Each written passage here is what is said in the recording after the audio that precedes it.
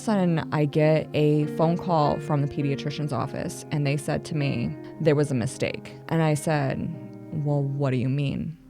And they're like, Jax was given another dose. And I said, what do you mean? Because I want you to be accountable for what happened. I mean, it's a big mistake. That's a huge mistake.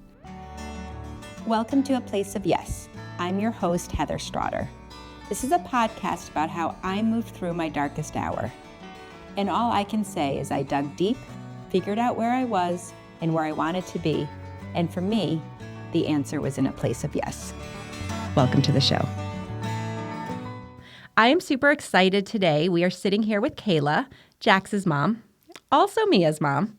But we have been working with Jax probably since 2019 or so. Yep. It's always interesting when I do things with Jake's Help from Heaven because we end up having relationships with people that otherwise we would not have met. And certain families I just connect with, certain moms I just connect with. And I'm really excited to have Kayla here because while we don't know each other well, we have spent time together and I'm looking forward to this conversation. Kayla, thank you for doing this. I'm excited.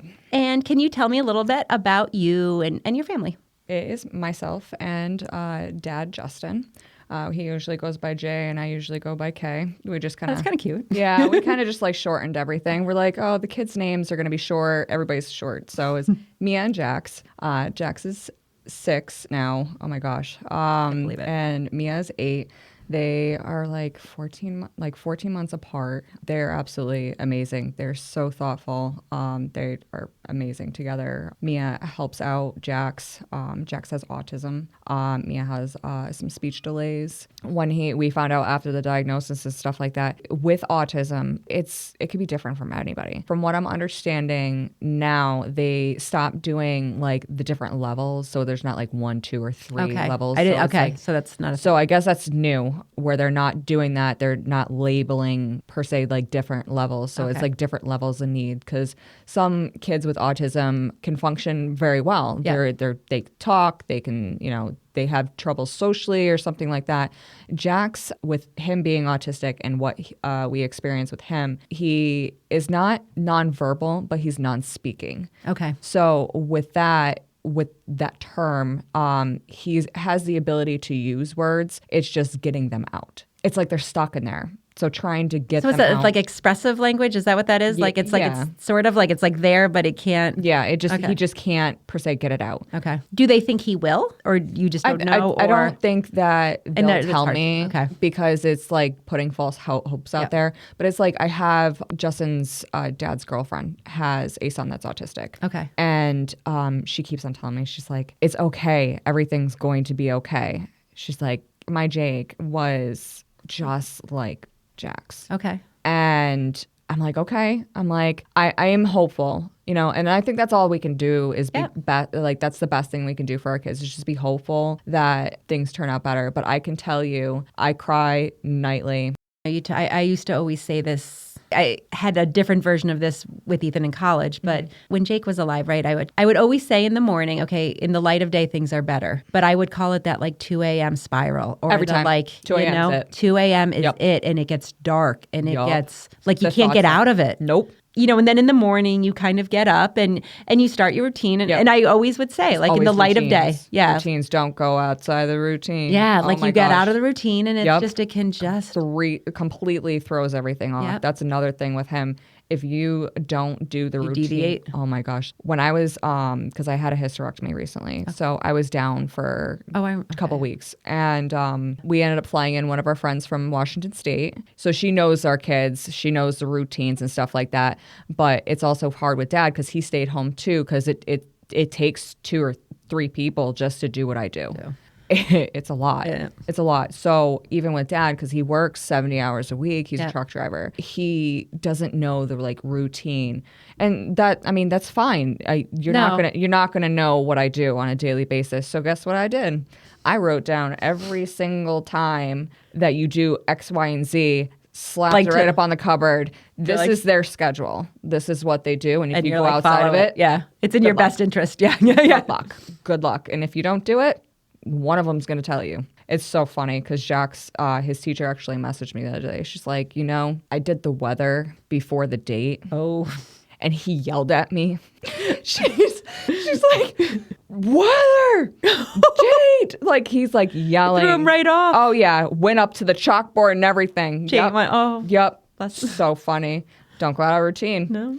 Don't do it. You were warned. You were warned. So, hey, let's backtrack a minute. I want to ask you a question that I've talked about with some other families, and it has to do with sometimes conversations you might have or experiences you have with doctors' offices. As we have to always advocate for our kids, have you ever had anything come up that has just sort of been, I don't know, uncomfortable or made you mad? We went in and we did our routine shots. And what I always did was I wanted to split them up. Yep. Like I was hesitant yep. on it because I'm like, I really just want them spaced out. And they're like, oh, well, we don't have it. So with that being said, we went in, had it done. And they're like, okay, well, he needs to come in for, I forgot what it was exactly that he was supposed to go in for, but he was supposed to go in for a different type of shot. It was about 14 days later. So he did okay. After the first shot, we went in for the second. And I thought that was like enough time to space out. Yep. I mean, there's not really a time frame that yeah. you don't know. But yeah, so I went in there and, we're fine, go get it done. And it was like a couple hours,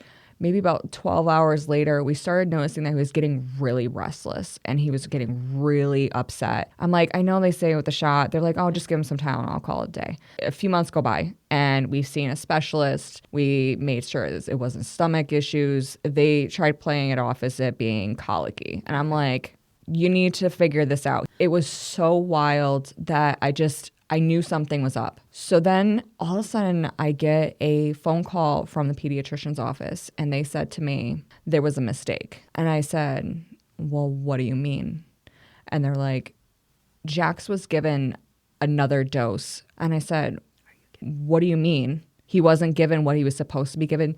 There was a error. The nurse gave him the wrong shot. Oh, God. So he received like a double dose within 2 weeks. So I said to them, I was like, what do you mean? What does this mean? What is it going to do to him? Like, I want answers. Yeah. Like, I need you and to you can't go backwards. There's nothing you can do. You can't suck it out. I mean, I'm like, but you're probably thinking like do something. Jesus. Like, okay. Is there something that you could do? And they're like, there's nothing that we could do. We just got to see what happens. And I'm like, I got no answers. So I started getting angry. Of course. Angry bear mode. And I was like, I need a note stating that this happened in your office and this is what happened because I want you to be accountable for what happened. I mean, it's a big mistake. That's a huge mistake. I want some like sort of education, something to be done. So I'm like, I don't want people losing their jobs over this, but they need to know what happened. But it has to be, yes. Like there needs to be things something. have to be changed because this happened. Like you need different protocols because what you have doesn't work. Apparently it doesn't work. I had no idea that was your story. Yeah. I mean, that is... It's hard to say that. Jump in if I'm saying this incorrectly, but I sometimes... So with Jake, there was an incident. But essentially what happened is he had a seizure out of nowhere. Like that just happened. You know, he had a seizure. We went to the hospital in the middle of the night. You know, there was no pediatric neurologist here. We're en route to go to Boston Children's, and we have to stop at this hospital in Springfield. They didn't know what they were doing. But instead of saying we're in over our heads, they gave him propofol. It is an anesthetic. Like, so it's like often like if you're having a surgery, it's something they use for anesthesia because it knocks you out short term. Yeah. So they pumped my baby, 8 months old, filled with propofol. Jeez. They were thinking that it would rest his mind, right? Like, and there's something like, so at Boston Children's, they did months later, they did a different, it'll come to me but they did something similar, but not with propofol. Long story short, there is then something called propofol intoxication that happens. Yeah. Never approved for like under 3, like all of the things. For us, like there was part of me, like, I mean, when you say like mama bear, like, I mean, like I went an inner side, like, just like boils inside. Like there's a piece of me that just went nuts, you know? Yeah. And long story short, I was like, we're getting in a helicopter right now and we're going to Boston Children's right now. Like it was too late. Like when we got to Boston Children's, they spent the first 3 or 4 weeks undoing. Like it wasn't about him being there for seizures. It was about being there with propofol intoxication. And a lot of things that happened as a result with Jake and his loss of milestones and his inability to bounce back from some of this was because of that. I struggled so much, and I still struggle because there's part of me that's like, someone should pay for that. Like, oh, absolutely. I'm sure. Like, what is this? This is so angry. So angry. Yep. But then the flip side was you're the mom. So like, right? Like Jake needed me. Like he needed his mom. He needed my energy. Like I had to sort of let it go. And, but I obviously haven't let it go because I could punch someone right now, you know, like, but it's sort of that same thing, right? Like it's so wrong. But at the same time, you can't undo what has happened. One of the things I love about like when we go to your house or when we were together is just the way your family unit really just, like you're in it. Like you are in all of it. It's always crazy. Always chaos. Always something crazy going on. But like great chaos, right? Like, absolutely. Just for the audience that doesn't know, Jake's Help from Heaven is an organization that my husband and I started after we lost our son, Jake. And, you know, when you talk about Jax and Mia being like 14 months apart, that was Ethan and Jake. For a brief time, like I knew that chaos, right? Like having two kids that close in age, but it's also great because there's no way for them not to be connected. The bond. You know, it's just, it's something super special. So Jax is active. Oh, goodness, yes. So I remember, I think it was the last time I was at your house, like he was like, you turn away for a second and he finds ways to climb and to. Yeah, he's all over the place. He loves to run, jump around, climb on things. He's always up on top of the couch. He's like... that's what I remember. He was like, I came home and said, Brian, I was like, it's kind of like he's actually Spider-Man. Like he can like scale a wall. Yep. And then we showed you in his bedroom how we have like a little house for his bed. Yes. And he loves to get on top of it and just lunge off of it. And that was one of the things that we ended up requesting for the grant was the crash pad. So whenever he did jump, that he would be at least cushioned. So a lot, and that was honestly another great part of our last visit was, so over the years, we've done a lot of like sensory items and crash pads, or I think a balance beam once, just different types of things. Sometimes, especially in the COVID years, I think we weren't able to do as many like in-person deliveries. Like we had to really be conscious of. I think you had to like drop it off at the door. Yes, and, like wave from the I was like, exactly. I was going to say, I feel like we did like drive-by deliveries for a while, or like, so, you know, what was that? I think the yoga boat, you had to leave it on the step and be like, back away from the door. You're like, I'm like, hey, hi. We had to keep our distance and figure out how to make sure we were doing things right, but still get people what they needed. Because almost. You guys did an amazing job. So where is he in school now? And I know we brought an iPad to it and I can't remember. So he is in is he in a typical classroom or is he in a? Nope, he's in a self-contained classroom. He has about, I think, 8 kids now. Okay. I know at one point, I think there was 12, but now there's, I believe, 8. He has a teacher for 3 years. Oh, wow. Okay. Which is amazing. That's so great. The continuity, and they get to know him, and he gets to know her, right? Like the whole. And it's just the routine for him. He absolutely loves his teacher, and we absolutely love her. That's awesome. Oh my God, she's so amazing. So what year of the 3 is this that you're in? So this is 2. Okay. 2, yeah, because kindergarten, 1st grade.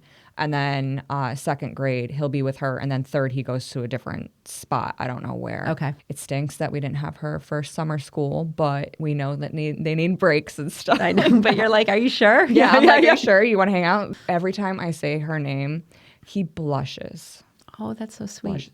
So cute. And what a difference, right? Like, so I always call this my past life, but in my past life, I lived in Boston, like, and where I met my husband and whatnot, but I was a special ed teacher for 10 years. Okay. And I always said that was kind of like a precursor for my life, right? Because I do think teaching is a calling, right? And there would be people in my school who it was less of a calling for. Like they're just not that they weren't that into it. Yeah. And then there were people, and you could tell. You could tell. Or, you know, maybe they were into it, but it was time to stop, you know, yada, yada, yada. But I loved it so much, right? And I sort of how I am in the way I do like Jake's Help from Heaven stuff, like I don't have a ton of boundaries, right? Like I'd have some kids that I would take them out to the movies or I would, you know, different kids needed different things and I was kind of always the one who would do that. So it's funny when you say that because it kind of brings me back to then where like I totally would do stuff like that with like my kids. I'd be like, no, I got you. Like I'll do this or we'll do this or I'm happy for him that he has a teacher like that because it's so important. And especially as whether it's autism or whatever sort of it is to have someone that is invested in helping make a difference because it really does take a whole. It takes. You know, I mean, such a cliche to say it takes a village, but it takes a village. It really does. It really does. It's amazing what they do,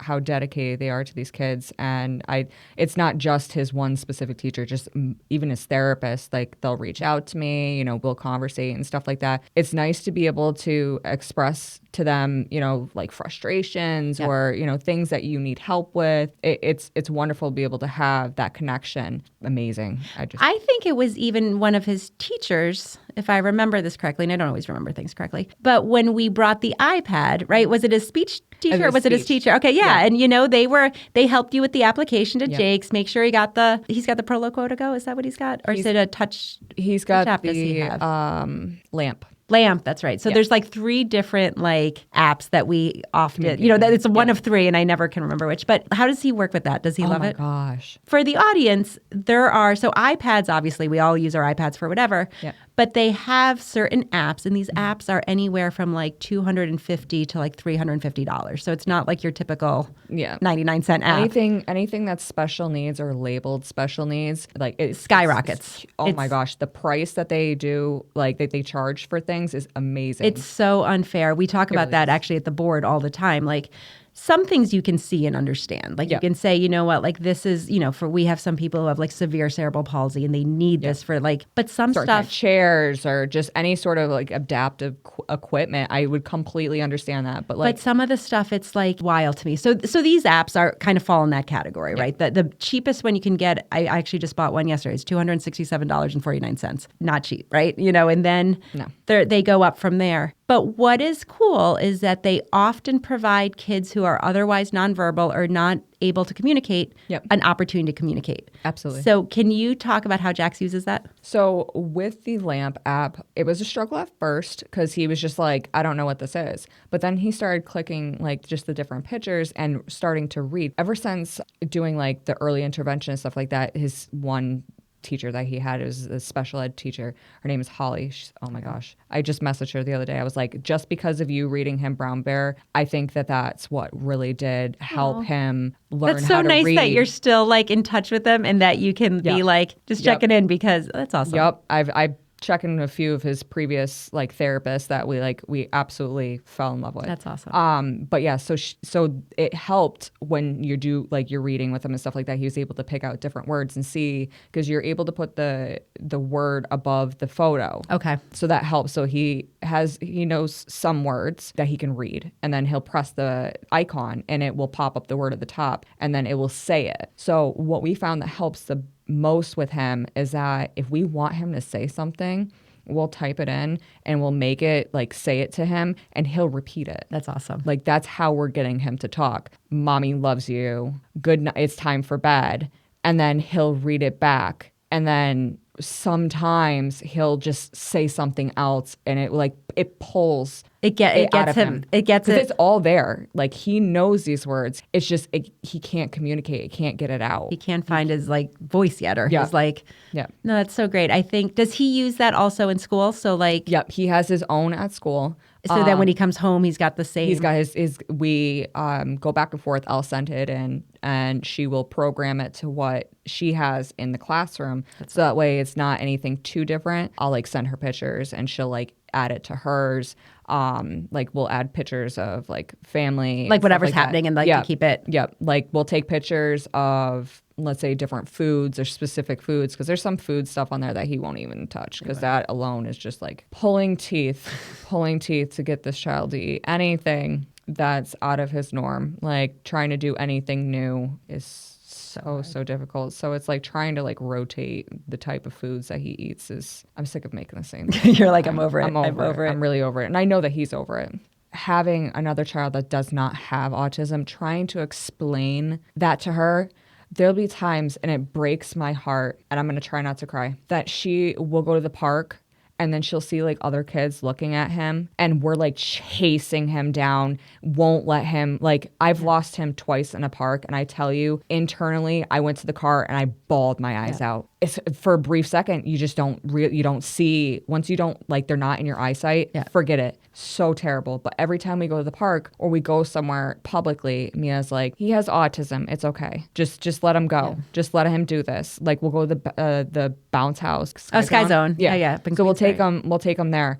And he'll rush in front of the other kids and we're like trying to hold them back. And these kids are just like giving the nasty look. And Mia's like, it's okay. Just let him. He's autistic. He doesn't understand. It breaks my heart because trying to explain to her that he's different and that he learns differently. She sees like other kids and it just like, she's so caring.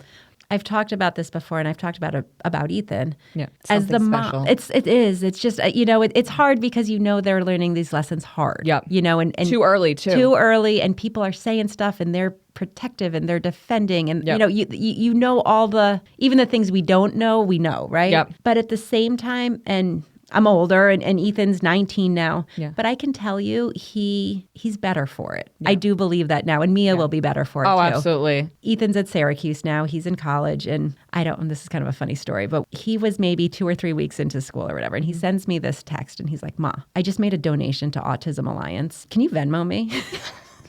And I was like, say more. Like, I was like, what do you? And he's like, well, there was this great guy, and he was, in Shine in this, like, the student center. And he's like, and they were talking about stuff. And I wanted to do riding lessons like Jake does for kids with autism, but that was out of my budget. So I did swim lessons. And I was like, thinking to myself, I'm like, you have no budget, kid. Like, like where are we going with this? And then he's like, well, I just wanted to do it, and I wanted to help. And it's okay if you don't Venmo me, but if you could split it with me. And I was like, what did you spend? He's like, $250. Oh. And I was like, I love everything about this. I love that you did it. Yeah. I love that you stopped and listened. I love that you found something. FYI, your budget is like $25 to $50. Should you ever get moved again? Yeah. I will Venmo you. But she will be like that too, right? Like I said, it's a hard lesson, but they're going out into this world, and they are going to make the difference. Oh, absolutely. They are going to be the voice, and and she's going to be awesome. So like because often it's me, but like another board member or something, like, we come by. One thing that I do know, and that I have said to you, like, I love going to your house because like Jax is who Jax is, right? You know what I mean? And he is valued as who he is. He is loved as who he is. Yep. And your home is such a safe place for him, right? Yep. Even the items that you request from Jake's Help from Heaven, some of them are things that, I don't know what they are until they arrive. And I usually, especially post-pandemic, like as we've gotten bigger, I haven't always been able to do, like I used to do all the deliveries, and now I just can't. We help so many families, and there's so much. There's so much for the families that I have always known. I was like, oh no, I'm having it shipped to my house so I can go deliver them. You know, like I want to come by. Yep. And last time we were there, it was so great to see him immediately use. Like I brought that absolutely. Mirror. Yep. That was some of my favorite videos ever. But you showed us, and you alluded to this before, but you took me into his room, and you guys have built this incredible bed over his bed, and then on the side of the bed was that like activity wall, wall, that we had bought a couple of years ago. That was right before the pandemic happened. I was going to say, I think you were even in the apartment then, right? Like that was that was the first delivery, I believe, because that's when you brought the bubble lamp. Yes. Yep. The crash pad. Like now I have a total vision of like where that is, and 100% that it's used and necessary. At all times. I can't tell you how many times like he's using it. The bubble mirror. He'll just sit there and just like he's learning his facial expressions. So like he'll like steal my phone or like take the iPad. Sometimes he just starts like he'll throw the iPad at me and he like mirror, camera. And he knows that there's a camera on there. So then he'll take the ring light. He'll put it on like the bright lights and stuff like that. And it's like flashing in front of him. And he'll put the little video on it, and he'll just sit there and doing his own like striking poses. Oh my God, it's so funny, his facial expressions. But he's learning how to like express himself. So the distorted mirror helps him. What also with like autism and stuff like that, when you stim, because he stims a lot. He's sensory like that's seeking. Some of the like the rocking or the like repetitive. The humming, the vocal stimulation helps him. So it's like almost like an itch that you can't itch. Yeah. So you're sitting there trying to get it. Get it. So the spinning, the seat that you guys got with the spinning. Oh my gosh, hours that child will sit on that thing and just spin. And then he'll stand up and he'll do the wobble. And then he just like smiles and then gets back on it. And then he just spins some more. And like, then he'll go to like the mirror and he's like staring at it and he's like going, like, it's just the distortedness. So like, it's like a balance kind of thing also. So it's wild. The different things that he does. He's a huge sensory seeker. So he's constantly Have you guys done like the weighted blanket and stuff like that? Hates blankets. He does. Okay. We tried doing the snug sock thing where he'll get into it. He got into it for a little bit, and then he's just like, thought it was funny falling down a few times, and then he's just like I'm over it. Yeah. So one of the things that I wanted to, and I kind of touched on this already, like I become kind of connected with families, right? Because I'm like invested in Jax, and I like have known you guys now since like 2019 or whatever. Yeah. One of the things that I love very much is that last time I was there, and not only you showed me all the different things, which is just from like how we utilize everything. Yeah, like it's so great, you know. And but also then you shared with me that you guys are getting married. Yeah, and it's so like I was so happy, like I was so like, but I remember like telling Brian, and I was like, they're getting married, and it's kind of funny because he doesn't get to come to as much delivery, so he loves the stories but isn't quite as connected. Yeah, and I was like, I don't know, like I felt genuinely happy for you guys, right? It's a long time. It's a long time coming, and 10 years. 10 years. Yeah, we've been together 10 years as of last week. And you're doing the thing. No, it's great. We're finally doing it. You had mentioned that part of the, there's always reasons why it takes a long time, right? Like, who am I to judge? We're not doing the traditional thing where you get married first and stuff like that. We thought about it. We started before we had kids, but then we had kids. Everyone's journey is different, right? Yeah. One of the things that you had mentioned to me was that one of the reasons was insurance, and you needed to make sure your insurance was on point for Jax. Yep. Can you talk a little bit about that? Because that kind of stuck with me. Like, some people get married, some people it takes 10 years, some people it takes 20 years, some people never get married. But when you have a factor like that to think about, it's different, right? And it's wild because before we had the kids, we already started planning. We got engaged 6 months after we got together. And then we ended up trying to have kids. Couldn't have kids. We were told that we couldn't at first. So we ended up having IVF. Okay. So that's how I had Mia. Then after having Mia, I ended up getting pregnant 6 months later. Okay. And then shortly after, I think I was 8 weeks, I had a miscarriage. Absolutely horrible. Awful. Worst time. I hated healthcare at this point. After 6 months, it was Mia's birthday, and a week later, I took a pregnancy test. I was pregnant again. So then here we got Jack. Yeah. So then we're going through the stuff with both kids, and we're like, oh well, we're just gonna wait a little bit. Just wait a little bit. Okay, no problem. And we started picking up, the thoughts of what we're gonna do and stuff like that. Then his diagnosis happened, and we just didn't know what to do. We didn't know where to start. We focused on the kids. So once we got the diagnosis and stuff like that, we knew nothing about special needs. We knew nothing about what we needed to do, all the things that we were eligible for at that point. Ended up having different insurances. Because Jay and I weren't married, I was considered a single mom of 2. Okay. Even though that we were living together with, we ended up getting Medicaid, and we were always told that you have to have a certain amount of income and stuff like that. If we included his income,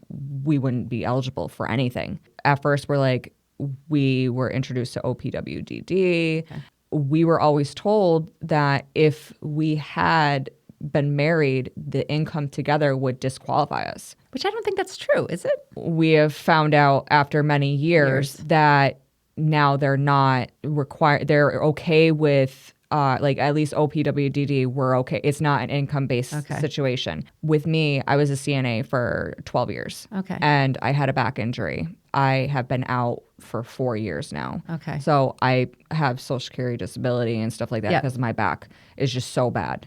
With that, it's only dad's income at this point. So then we're like, okay, maybe since we're not, I'm not making what I was, maybe we could do this. So I'm looking into it more, and then we found out we'll be fine. Okay. The kids aren't going to lose their insurance. Well, because you have to make these life decisions. Yeah.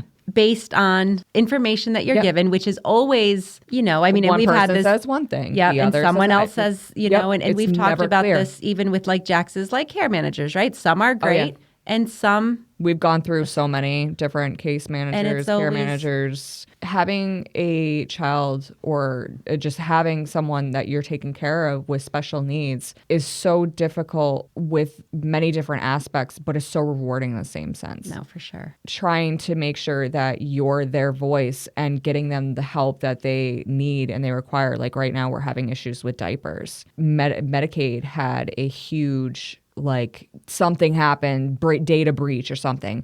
We haven't had diapers for 3 months. Nobody knows anything, and they don't know how to bill, and that's the problem. They don't know how to bill. Because they need to make sure they get their money. So one of our things on this show is we talk about, so there's grief, and everyone thinks of grief as the loss of a loved one. But I always think of grief in a different way as well, right? Because sometimes you're grieving this life you thought you were going to have. Oh, yeah. And like when Jake first got sick, there was a ton of people who told me, like, you have to grieve that your life is not what you were picturing. Yep. I suspect that there's part of that in your life as well, right? Like Absolutely. Talk a little bit about like how you handled that or how you think about that. Yeah. So everything changed.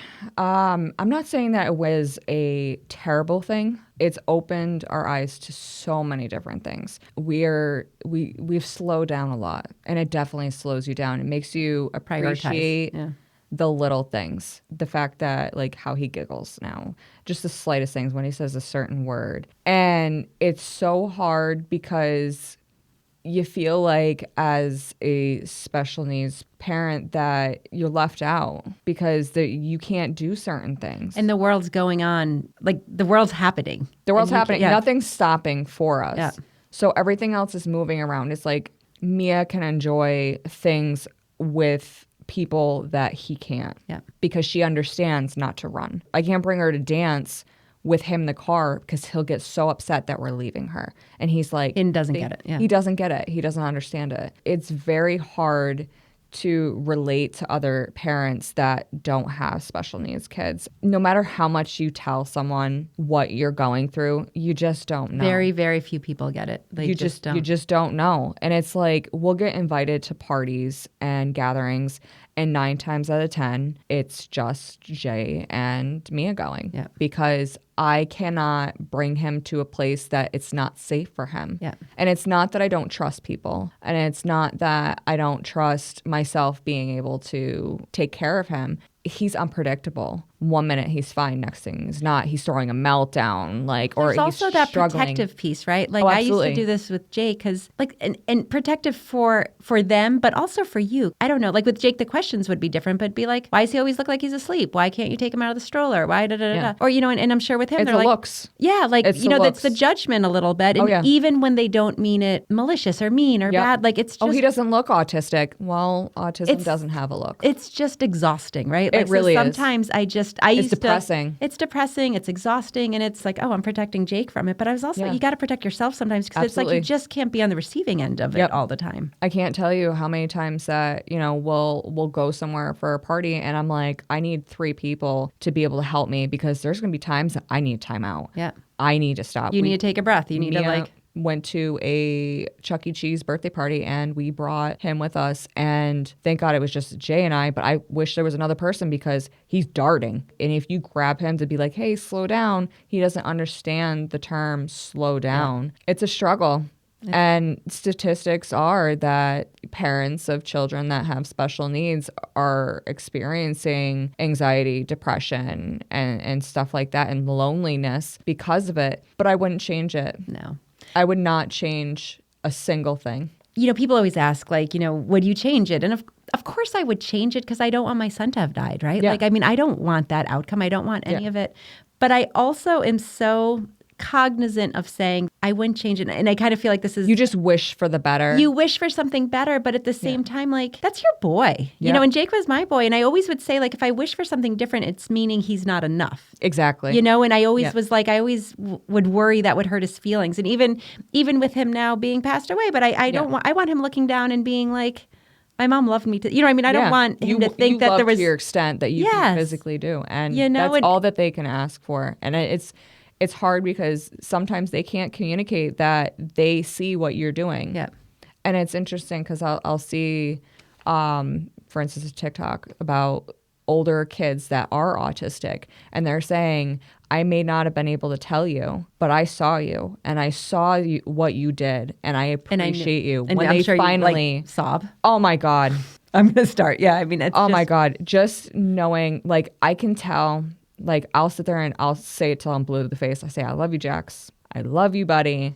And he can't, like, there's that one time that he said it to me. Oh, my God, my heart. When he said to me, I love you for the first time, thank baby Jesus that I have cameras in my house because I recorded that. I saved it. I was like, I don't care how bad the angle was. I was like, I will play that over and over. I will play it over and over again. I just remember praying to be able to hear his voice, like, because I never knew whether or not if he was going to ever going to hear it. And all you can do is just hope for a better day. Keep on plugging away. And know that you're doing your best that you can that day. And I was just going to say that day, because sometimes it looks different on different days. Absolutely. Like some days you're a rock star all day, every day, and some days it's just not quite that easy. Yep. There's days that, you can't get up. No, it's just, it is what it is. You're doing, like I said before, you guys are doing such a great job. We're trying to make our house like the place to be for him. And well, it's evident. He's safe. It's evident that he... and I know that he can't always use his words and he's unpredictable all of a sudden, but it's so evident just being in your home that he is so safe there and so happy and loves you guys so much. And your relationship, it's crystal clear to anybody who's watching. So you guys are doing a great job. We do this piece where it's called like Ask Heather Anything. So ask Heather anything. Oh my gosh. I know it. And then we put people on the spot. They're like, I have no idea. All right. So what is your favorite snack? So I am on this for like the last year. So I've been on this like super high protein. When you reach a certain age, things just aren't as easy as they used to be. Yep. So I like do a lot of strength training and I eat a ton of protein. Okay. In order to just... I have to as well. So it's my thing.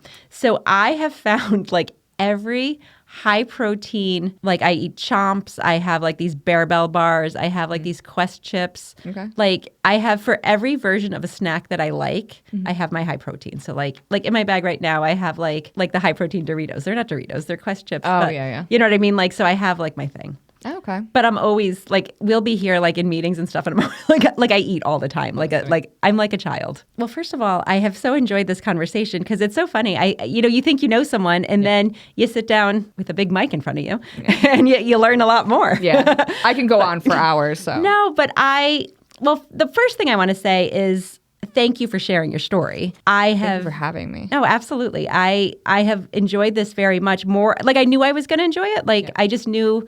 We would talk and things, but I've learned so much. I love the way you have created this life for yourself, for Jay, like you guys together and your kids. You're doing a great job, right? And trust me, I'm the one who like some days are great and some days are not, right? Sometimes Brian's my absolute best friend. Sometimes I want to punch him in the face. Like, you know what I mean? Like that is just the story of... It's mutual. Well, he would say the same thing, right? Yeah, exactly. Like, you guys are in the fight. You are doing the work. Absolutely. You are doing so right by your kids. You are a team and you are a family and I just can't wait to be complete, finally.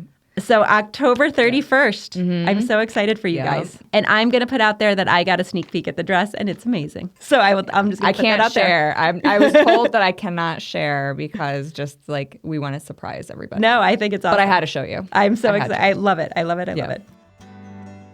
Thank you for listening to A Place of Yes. Please follow us wherever you listen to your podcasts. Please subscribe to our YouTube channel, leave us a thumbs up or leave us a comment. We would appreciate all that you can do. If you really like this episode, please share it with a friend or two. For more information and to leave us any feedback, please reach out to us at jakeshelpfromheaven.org.